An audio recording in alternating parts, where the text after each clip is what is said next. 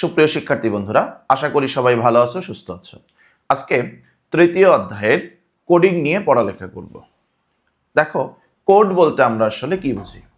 Computer বুঝে শুধু 0 এবং 1। কম্পিউটার কাজ করতে পারে শুধু 0 এবং 1-এর সাহায্যে। এখন আমরা কম্পিউটারে কি করি? এ লিখি, বি লিখি, এক্স লিখি, ওয়াই লিখি, তাই না? বিভিন্ন সাইন লিখি, প্রতীক লিখি, অঙ্ক লিখি, লাইন লিখি। তাহলে প্রশ্ন হচ্ছে, এই যে বিভিন্ন সাইন লিখি, ধরো হ্যাশ সাইন লিখি, এ সাইন চিহ্ন লিখি, এ বর্ণ লিখি, এক্স ওয়াই জেড লিখি, এগুলো কম্পিউটার কিভাবে বোঝে? কম্পিউটার বুঝতে পারে শুধু 0 এবং 1।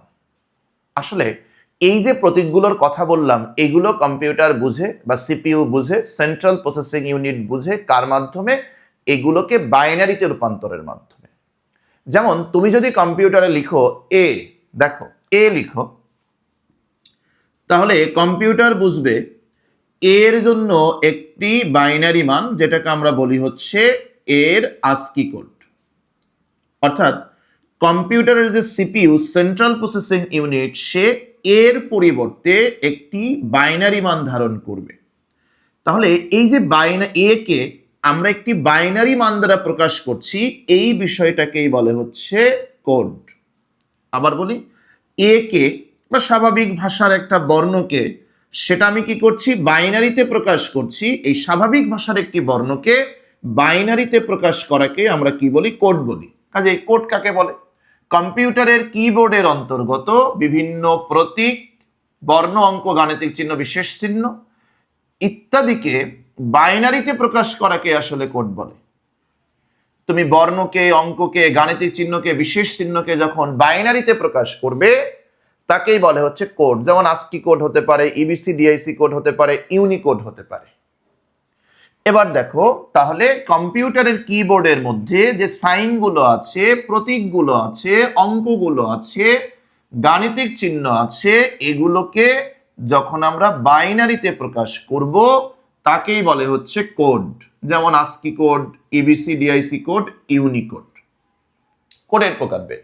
কোডকে প্রধানত দুই ভাগে ভাগ করা যায়। কি কি দুই ভাগে ভাগ করা যায়? একটা হচ্ছে নিউমেরিক কোড এবং আরেকটা হচ্ছে আলফা নিউমেরিক কোড। এখন নিউমেরিক কোড কি জিনিস?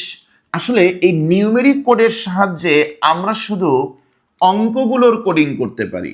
অর্থাৎ যে কোডিং ব্যবহার করে শুধু 0 থেকে 9-এর কোডিং করা যায়, 0 থেকে 9-এর কোডিং করা যায়, 0 থেকে 9-এর কোডিং করা যায়, সেই পদ্ধতিকে আমরা বলি হচ্ছে নিউমেরিক কোড। শুধু 0 থেকে 9-এর কোডিং করা যায়, এটাকে আমরা বলি হচ্ছে নিউমেরিক কোড।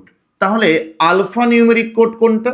দেখো, এই আলফা নিউমেরিক শব্দটির মধ্যে একটা আছে আলফা, যেটা আসছে অ্যালফাবেট থেকে, এবং আরেকটা আসছে নিউমেরিক। এই নিউমেরিক আসছে নাম্বার থেকে।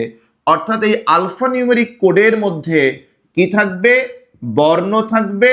আলফা নিউমেরিক কোডের মধ্যে অঙ্ক থাকবে। আলফা নিউমেরিক কোডের মধ্যে গাণিতিক চিহ্ন থাকবে, এবং আলফা নিউমেরিক কোডের মধ্যে বিশেষ যে চিহ্নগুলো আছে, বিশেষ যে সিম্বলগুলো আছে, সেগুলোও থাকবে। তাহলে আমরা এখানে দুটা ভাগে ভাগ করে ফেললাম যে নিউমেরিক কোড সে শুধু 0 থেকে 9-এর কোডিং করতে পারবে, এবং আলফা নিউমেরিক কোড বর্ণ, অঙ্ক, গাণিতিক চিহ্ন, বিশেষ চিহ্ন সবগুলোর কোডিং করতে পারবে।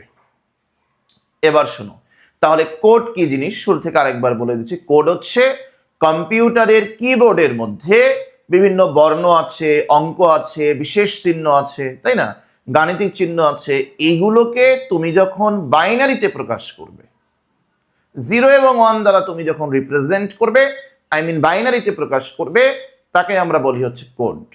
যেমন হতে পারে বিসিডি কোড বা ASCII code, EBCDIC code, Unicode. কোডকে আমরা দুই ভাগে ভাগ করি, দুটা ভাগে ক্লাসিফাই করি। একটা হচ্ছে নিউমেরিক কোড, যেই কোডিং পদ্ধতিতে তুমি শুধু 0 থেকে 9-এর কোডিং করতে পারবে, 0 থেকে 9-এর কোডিং করতে পারবে, অঙ্কগুলোর কোডিং করতে পারবে, তার নাম হচ্ছে নিউমেরিক কোড। আর যেই কোডিং পদ্ধতিতে বর্ণ, অঙ্ক, গাণিতিক চিহ্ন, বিশেষ চিহ্ন, মোট কথা কম্পিউটারের কিবোর্ডের মধ্যে যত সিম্বল আছে, প্রতীক আছে, সব কিছুর কোডিং তুমি করতে পারবে, তার নাম হচ্ছে আলফা নিউমেরিক কোড। আলফা নিউমেরিকটা মনে রাখবে, আলফা আসছে অ্যালফাবেট থেকে এবং নিউমেরিক আসছে নাম্বার থেকে, অর্থাৎ আলফা নিউমেরিক কোডের মধ্যে বর্ণমালা, অঙ্ক, গাণিতিক চিহ্ন, বিশেষ চিহ্ন সবই আছে। আশা করি তোমরা বুঝতে পেরেছ। এবার আজকে আমাদের পড়ালেখার বিষয় হলো নিউমেরিক কোড। আজকে আমরা নিউমেরিক কোড নিয়ে পড়ালেখা করব, দেন পরবর্তী ক্লাসে আমরা আলফা নিউমেরিক কোড নিয়ে পড়ালেখা করব। তাহলে চলো দেখি, আমরা খাতায় লিখি নিউমেরিক কোড। এই নিউমেরিক কোডের মধ্যে আমাদের বেশ কয়েকটা নিউমেরিক কোড আছে। যেমন নিউমেরিক কোডের এক্সাম্পল হিসেবে আমরা লিখতে পারতাম বিসিডি কোড, এটি একটি নিউমেরিক কোড, অথবা গ্রে কোড, এটি একটি নিউমেরিক কোড, অথবা XS3 কোড, এটি একটি নিউমেরিক কোড। বুঝতে পারছো? তবে এই কোডিং পদ্ধতিগুলোর মধ্যে আমাদের এইচএসসির সিলেবাসে, ইন্টারমিডিয়েটের সিলেবাসে আছে শুধু বিসিডি কোড।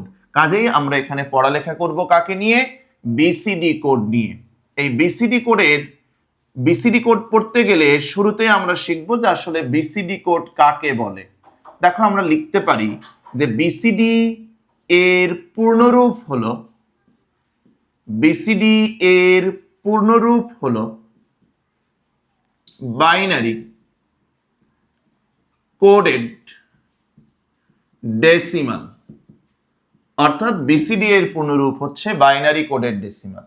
বাইনারি থেকে বি, কোডেড থেকে সি এবং ডেসিমাল থেকে D, BCD, binary coded decimal. তাহলে কি লিখতে পারি? দেখো যে ডেসিমাল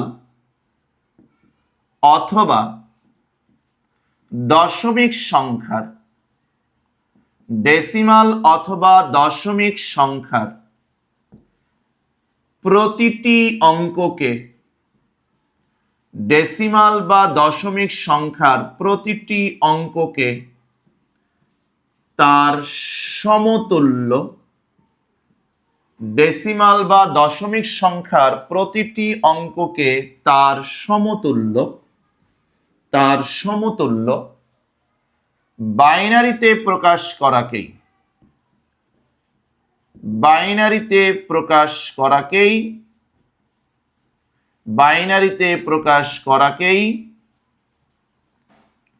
বিসিডি কোড বলে। তাহলে ডেসিমাল সংখ্যার যেই অঙ্কগুলো আছে সেই অঙ্কগুলোকে যখন তুমি বাইনারিতে প্রকাশ করবে তাকেই তুমি বলবে বিসিডি কোড, তাকেই তুমি বলবে বিসিডি কোড। কি বলবে? বিসিডি কোড বলবে। এবার বিসিডি কোড কয়েক ধরনের হতে পারে। যেমন হতে পারে বিসিডি 8421, হতে পারে বিসিডি 7421, হতে পারে বিসিডি 64-2-1, হতে পারে বিসিডি 2421, হতে পারে বিসিডি 5421 ইত্যাদি।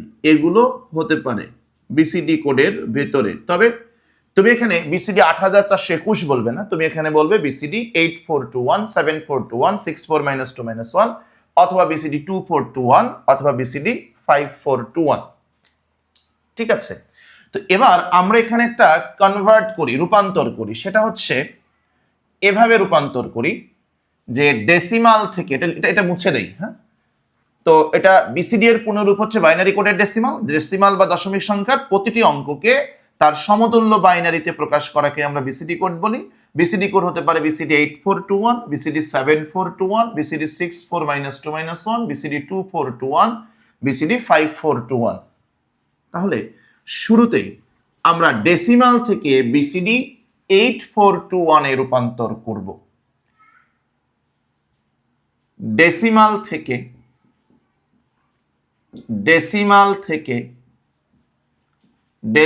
বা দশমিক থেকে বিসিডি 8421 এ রূপান্তর। ডেসিমাল থেকে বিসিডি 8421 এ রূপান্তর। এই রূপান্তরটা কেমন হবে?